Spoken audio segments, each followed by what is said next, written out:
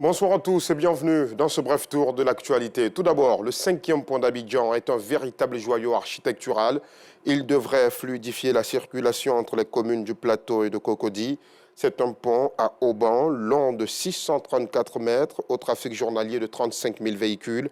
Il a fallu 4 bonnes années pour sa réalisation et la bagatelle somme de 113 milliards de nos francs mobilisés auprès de la Banque islamique de développement. Le pont de Cocody sera inauguré ce samedi 12 août par le président de la République, Alassane Ouattara. Nous vous conduirons à 19h30 dans une visite de l'ouvrage. Nous donnerons également ce soir un carton vert aux différentes instances impliquées dans la réalisation du pont de Cocody. Également, notre pays a célébré hier lundi 7 août 2023 l'an 63 de son accession à l'indépendance. Dans la commune de Yopougon, l'ambiance était bon enfant dans les maquis. Les amoureux de la fête sont restés jusque tard dans la nuit. Ils disent être sortis pour manifester leur amour envers la mère patrie que la Côte d'Ivoire. Mais des fêtes qui ont été organisées cependant en dépit du deuil national décrété après le décès de l'ancien président Henri Konan Bédié. En tout cas, le moins que l'on puisse dire, c'est que Yopougon tient bien son nom de commune de la joie. Nous verrons ce soir le reportage d'Abdul Aziz Guira. Hors de nos frontières, au Mali, le groupe État islamique a revendiqué une attaque au cours de laquelle 16 soldats maliens ont été tués, selon lui, dans la région de Ménaka. Ménaka, c'est dans le nord-est du Mali. L'attaque a eu lieu la semaine dernière.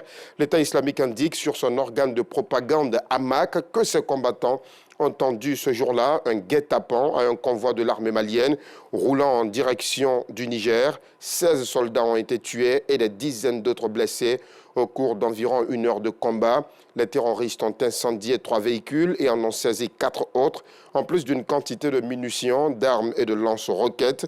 Le Mali est en proie depuis 2012 à une crise sécuritaire profonde, partie du nord du pays, et qui s'est propagée au centre du pays, ainsi qu'au Burkina Faso et au Niger voisin. La région de Ménaka est le théâtre depuis plusieurs mois d'une poussée de l'État islamique au Grand Sahara. Les attaques du groupe auraient fait, selon un récent rapport de Human Rights Watch, des centaines de morts et contraint des milliers de personnes à fuir la zone depuis le début de l'année. Non loin du Mali, au Niger, le régime en place, le régime militaire qui est issu d'un coup d'État, semblerait aujourd'hui insensible aux offres de négociation venues d'Afrique de l'Ouest, mais aussi des États-Unis en vue d'éviter l'éventualité d'une intervention militaire de la CEDEAO pour rétablir l'ordre constitutionnel.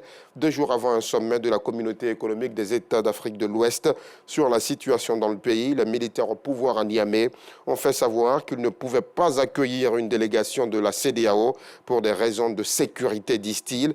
Le contexte actuel de colère et de révolte des populations suite aux sanctions imposées par la CEDEAO ne permet pas d'accueillir la dite délégation dans la sérénité et la sécurité requises, a indiqué dans une lettre le ministère nigérien des Affaires étrangères. La lettre a été adressée hier lundi à la CEDEAO. Et c'est sur cette note que l'on met un terme à ce bref tour de l'actualité. Merci de l'avoir suivi. L'information revient à 19h30 sur RTI2.